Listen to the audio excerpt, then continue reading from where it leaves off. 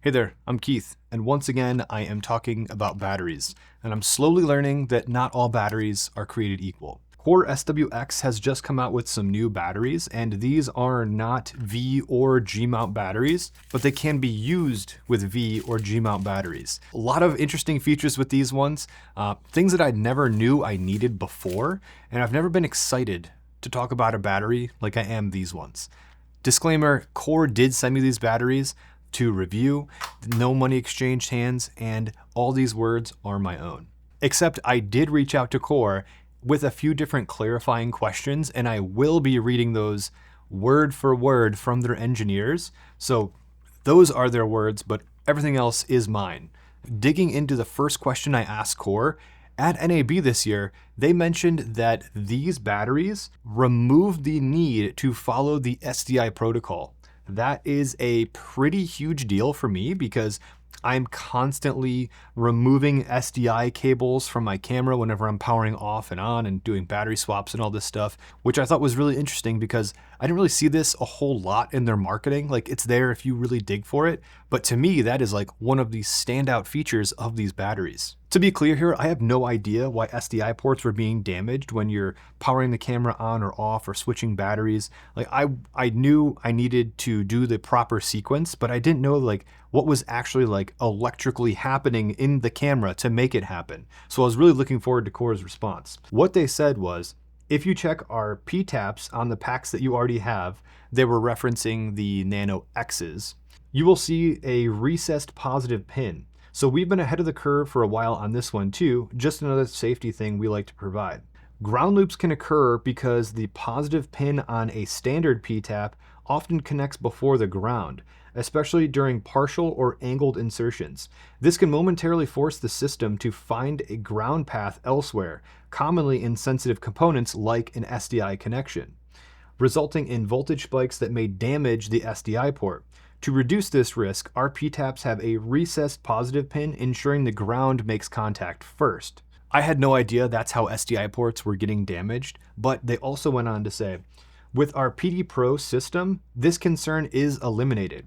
USB-C connectors by design ensure simultaneous connection of the power and the ground, and more importantly, no power is delivered through the terminated end of the PDPro cable, LEMO, Fisher, etc., until power is negotiated and occurs through the PDPro connector. This control handshake prevents any unintentional voltage from reaching connected devices, protecting sensitive electronics from ground loop related damage. It sounds like they made their P-taps reduce this chance, but the PDPro eliminates it, which is pretty awesome. After reading controlled handshake to prevent any unintentional voltage from reaching connected devices, I've been using my Cine 7 with the PDPro to LEMO, and I have had zero issues with it powering on and off. They sent me this like a little while after NAB, but I've been using it ever like for the last couple of months and just not disconnecting anything, and I've had zero issues with any SDI ports. And I've been using this on my FX6, the Komodo, and the Pixis. So it's just this cable alone has been like a good peace of mind, especially because all those cameras only have one SDI port, and I really don't want to damage that SDI port.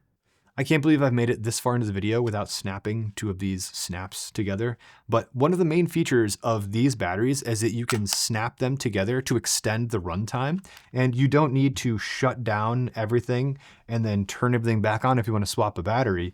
You can just put another battery onto your camera, and it's that easy.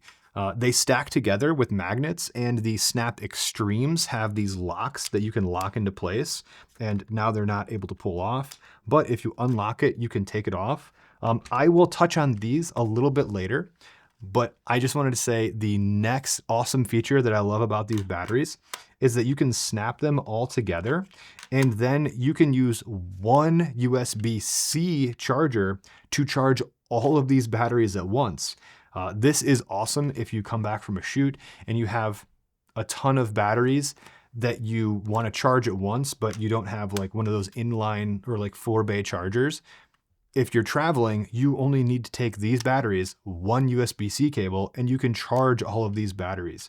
That is one of my favorite things because I would have to have like either multiple USB-C ports laying around or D-tap or P-tap chargers. But now if you just snap these batteries together, plug one port in to charge it, you'll charge all of your batteries and you don't have to worry about it.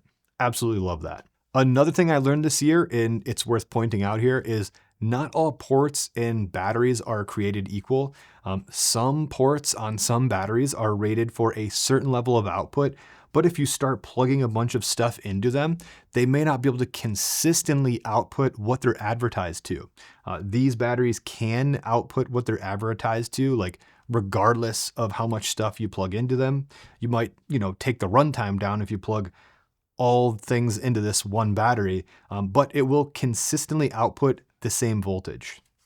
Jumping into the batteries, if you want the lightest setup possible, this is just a regular snap on an FX3. So you are able to get this plate and just snap it on. And now this is not outputting power to the camera. You can get a P-tap to USB-C, but this is like the smallest, sleekest way I've found to power like your camera.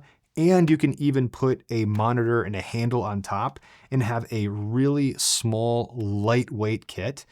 These are the QRC plates on the bottom of the FX3 or the FX30. The QRC plates are not powered, but they do have powered V-mount or G-mount adapters. I have the V-mount adapter here. But I'll go over these a little bit more when I talk about the other snaps. A benefit of using the PDPro port though on the FX3 and FX30 is that you can use the PDPro to USB-C. And I noticed that the light on the FX3 that I was using at the time was staying on for about like 5 or 10 minutes and then it would just shut off. I thought this was a little bit strange, so I reached out to Core yet again. And they told me that that was by design, and the snap will charge the internal battery until it's topped off, and then it will stop charging the battery. So I thought that was a pretty cool part of the snaps in PDPro to USB-C. Like, it's smart enough to charge the battery, but then stop charging it so it doesn't overcharge it. A nice part of the PDPro ports is that they are USB-C ports as well. So if you want an even smaller kit, you can buy a really short USB-C cable and just use that to power the FX3 right here.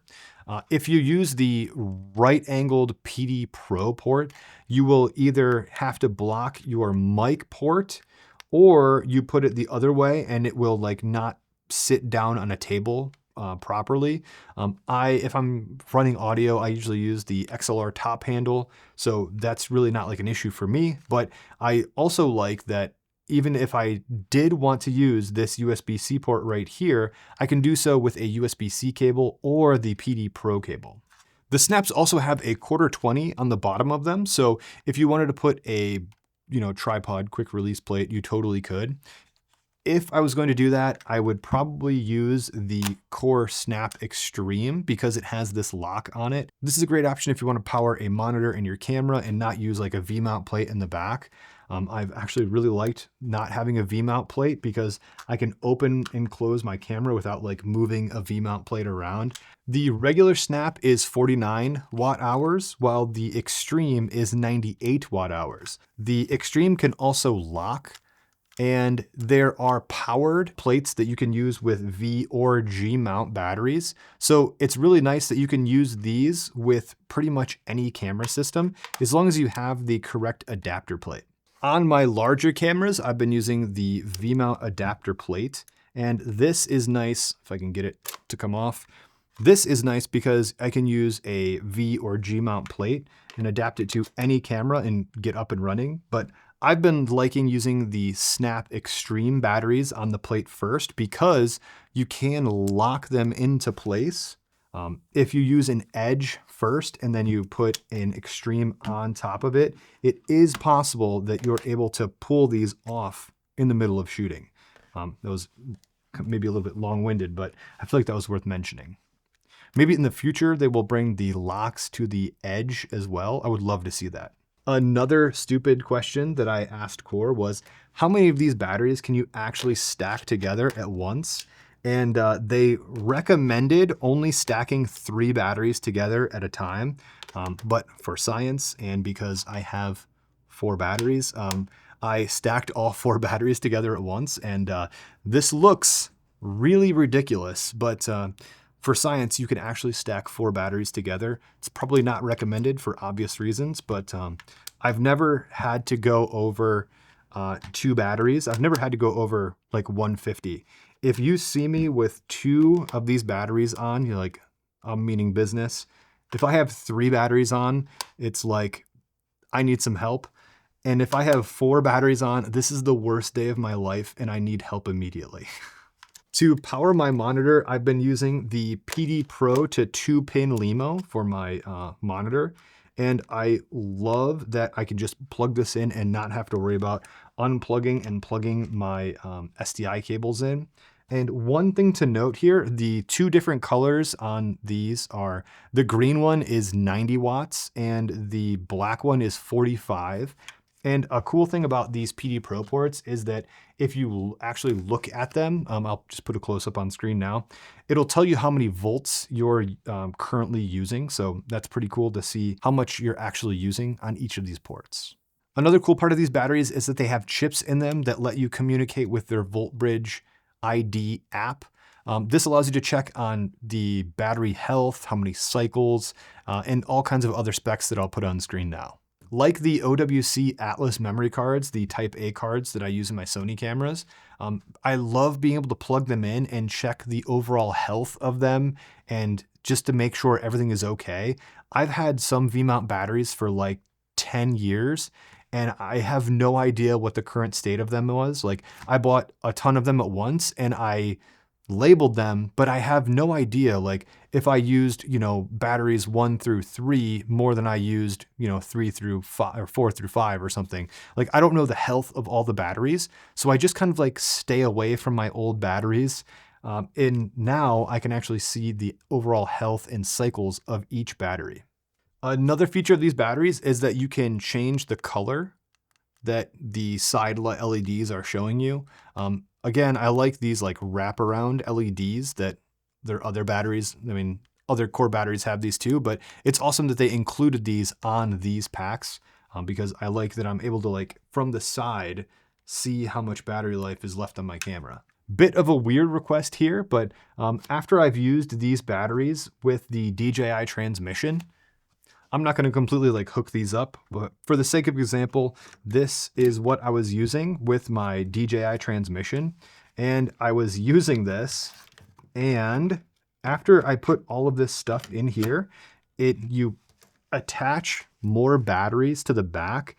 It just starts to get like a little bit long. And then if you have to put another battery in the back, and then, just because we can, if we put all these batteries on the back, we've like fully engaged hot dog mode now.